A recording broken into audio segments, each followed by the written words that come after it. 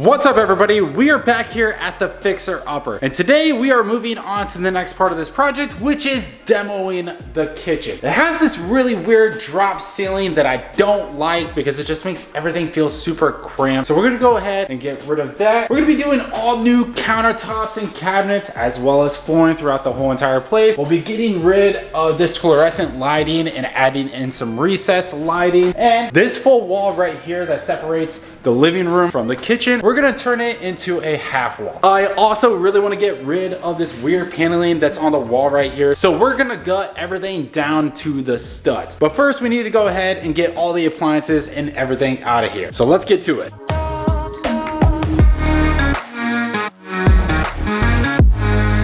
Well, we've got our first interesting find here. So for running the power for the dishwasher over here, they have this box tucked up underneath the cabinet. Instead of actually running it into a legit outlet, they spliced together 3 different extension cords and then tied them all together in this box right there. Don't do that. That's an absolute fire hazard waiting to happen. Extension cords are not meant to be used as wiring. Just go buy some 12 or 14 gauge wire and run it. Do it properly, otherwise you could end up with a burnt down house. Thankfully, I'll be getting rid of that. And when tearing down all the drywall, I will go ahead and run actual electrical for the dishwasher. It's crazy. I've seen that in so many different houses. It's absolutely absurd and it's really dangerous. So steer far away from that. If you're ever gonna do anything DIY, just run legit cable and have an electrician look at it.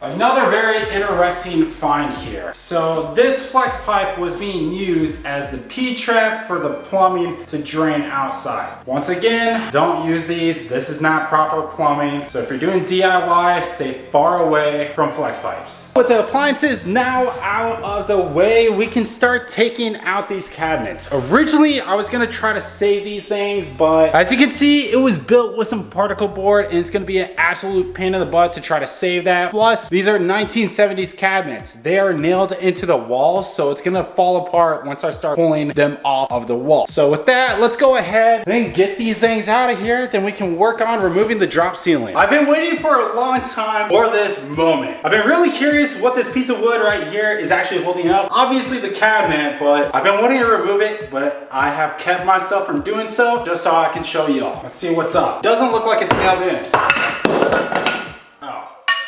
Well, that's pretty anticlimactic there, so I was expecting everything to come falling down.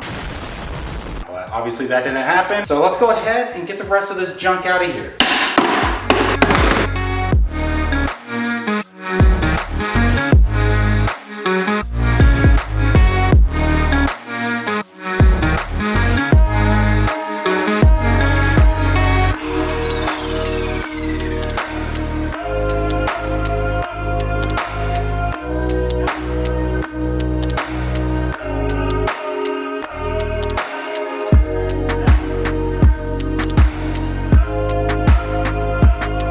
Alright, we have now got the cabinets all removed off the walls here. I need to go ahead and clean up that last little bit, but with those out of the way, we can go ahead and get rid of this drop ceiling right here. I already went ahead and turned off the power for this area so I don't get electrocuted, because that's never fun. We'll need to get these tube lights out of the way, and then we can go ahead and drop all the drywall and wood off of the ceiling here. To do that, I'll definitely want to dress up in a coverall suit with a respirator, because I guarantee that behind that is blown in insulation. It's all fiberglass. It's terrible to breathe in. It's super itchy and annoying. So let's go ahead and get that stuff out of the way and get this thing dropped.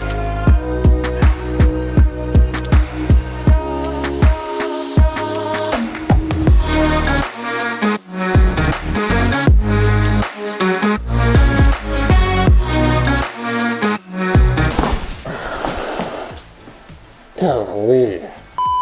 Well, we always find something interesting whenever tearing stuff at houses, and here's no different. We got a bird's nest right up in here, probably hard to see. That just means that the outside here on the eaves right there wasn't sealed up properly, so unfortunately it looks like a bird got in there at one point, formed a nice little nest, and my own personal favorite right over here.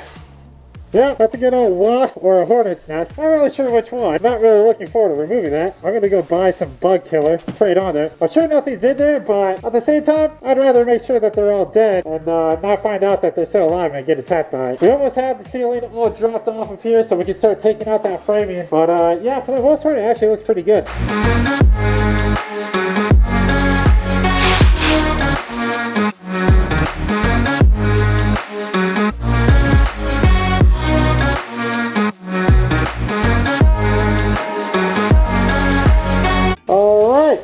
We got the drywall off of the drop ceiling here. And yeah, as I suspected, blood and insulation, this stuff's nasty. I think a little bit got into my suit because I'm a little itchy, but it's all right. The next thing we need to go ahead and do, I want to clean up this whole entire area just so I don't have any hazards like stepping on nails. I actually built this thing pretty darn well. They framed it in properly, so I need to find a good point of entry to start peeling all that stuff back so I can pull this thing off.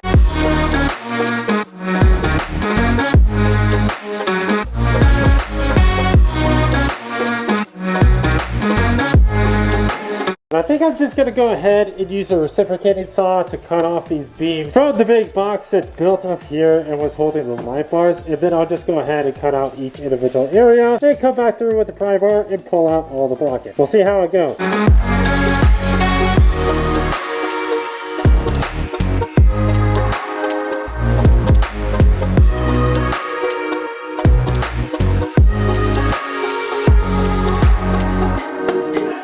Alright, there we go, ladies and gents. We got the drop ceiling removed. All the framing has been undone, so we just have the trusses up here. What we'll do next is go ahead and remove all of the drywall and get some R38 insulation up here. That way we can keep the house warm. So I'm going to go ahead and call it a night. I'll see you tomorrow.